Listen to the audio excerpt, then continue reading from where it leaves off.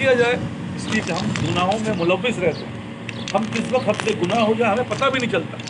اس لیے استغفار کثرت سے کی جائے اور درود شریف کثرت سے پڑھی جائے. اور پتی سے جیسے کہا ہے کہ لا الہ الا اللہ کے ورد کثرت سے کیا جائے. کیونکہ اصل مقصد یہی ہے کہ یہ جو بات ہم کہہ رہے ہیں یہ دل و دماغ میں اتر جائے. یہ کہہ کیا رہے ہیں ہم؟ لا الہ الا اللہ نہیں ہے کوئی سوائے اللہ کے. جب کوئی نہیں ہے اس کا مطلب یہی کہ جو چیز ہے وہ صرف اللہ ہے. لیکن ہم اور آپ اللہ معاف کرے اس دنیا کے اندر آ کر شرک میں مبتلا ہو جاتے ہیں. ہماری سوچ و فکر زبانی ہے، عملی نہیں ہے. عملی کیا ہے کہ ہم ہر چیز کو یہی سمجھیں کہ جو کرتا ہے اللہ ہی کرتا ہے. لیکن ہماری توجہ کیا ہے؟ دنیا کی مال کی طرف. یہ اس کی دلیل ہے کہ صبح سے لے کر رات تک ہم کہاں بھاگ رہے ہیں؟ مال کی طرف بھاگ رہے ہیں. کیوں بھاگ رہے ہیں؟ بھائی مال آئے گا تو مسئلے حل ہوں گے. جس سے بھی پوچھو یہی کہتا ہے کہ مال ہوگا تو مسئلے حل ہوں گے. حالانکہ مال سے مسئلے حل نہیں ہوتے. مسئلہ تو اللہ ہے، حل کرتا ہے. لیکن ہم اللہ کو نگلیکٹ کرتے ہیں، اللہ کو مائنس کرتے ہیں اور یہ سمجھتے ہیں کہ بھائی مال سے ہوگا. اگر میں آپ سے غلط کہہ رہا ہوں تو اپنی گریبانوں میں جھانکیں اور دیکھیں کہ جو وقت آتا ہے امتحان کا تو ہم اللہ کو چھوڑ دیتے ہیں. ہم اللہ کی باتوں کو رد کر دیتے ہیں اور دنیا کے چکر میں پڑ جاتے ہیں. بھائی کیا ہوا؟ بھائی وہ کام ضروری تھا. ارے بھائی یہ ضروری کام تھا، اللہ سے زیادہ ضروری. تو جواب نہیں بن پڑتا ہے. لیکن کیا ہوتا ہے، ہم اللہ معاف کرے ہماری بدعمالیوں کی وجہ سے ہمارے اندر کیا ہو جاتا ہے، وہ ایسی چیزیں پیدا ہو جاتی ہیں کہ ہم شرک میں مبتلا ہو جاتے ہیں. ہم اللہ کے ساتھ کسی کو شریک کر لیتے ہیں. کیا کوئی تمہیں نقصان پہنچا سکتا ہے؟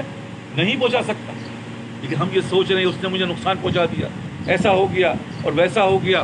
اللہ معاف کرے ہمارے اندر کتنی ساری چیزیں پیدا ہوتی ہیں. یہ وہ چیز کی دلیل ہے کہ ہمارے دل جو ہے وہ اللہ کی طرف رغبت نہیں ہے. آپ سب سے یہی کہہ رہا ہوں، ہم اور آپ کا یہاں بیٹھنے کا مقصد صرف اس بات کو دماغ میں بٹھانا ہے جو بار بار میں ریپیٹ کر کے بولتا ہوں، بار بار دہراتا ہوں کہ اللہ کے سوا کچھ نہیں. ہمیں اور آپ کی کامیابی صرف اللہ ہے. تو ففروا اللہ کی طرف بھاگو.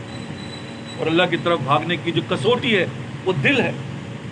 یہ دل کسوٹی ہے. جب دل بنے گا تو یہ سب چیزیں ہوتی ہیں. ہم نے اکثر ان باتوں پہ غور نہیں کیا، لیکن غور کریں تو دیکھیں گے کہ جب اللہ ہمارے دلوں میں ہوگا تو کیا ہم اللہ کے حکم کے خلاف کر سکتے ہیں؟ نہیں کر سکتے، کبھی نہیں کر سکتے. جیسے دنیا ہمارے دل کے اندر موجود ہے، غلاظت کو ہم غلاظت سمجھتے ہیں. کیا کوئی اس کو ہاتھ سے اٹھائے گا؟ کیا اس کے کوئی ہاتھ لگائے گا؟ کبھی نہیں لگائے گا. کیوں؟ کیونکہ ہم غلاظت کو غلاظت سمجھ رہے ہیں. لیکن اللہ کو ہم نعوذ باللہ اللہ معاف کرے اللہ نہیں سمجھ رہے.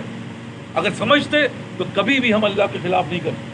اور اس کی مثالیں جو میں بار بار عرض کر رہا ہوں، اللہ کیا چاہتا ہے؟ اللہ نبی کی سنت چاہتا ہے. جو عمل نبی نے کر دی ہے وہی کامیابی ہے. لیکن میں آپ سے عرض کر رہا ہوں ہمارے دلوں میں اللہ اترا نہیں.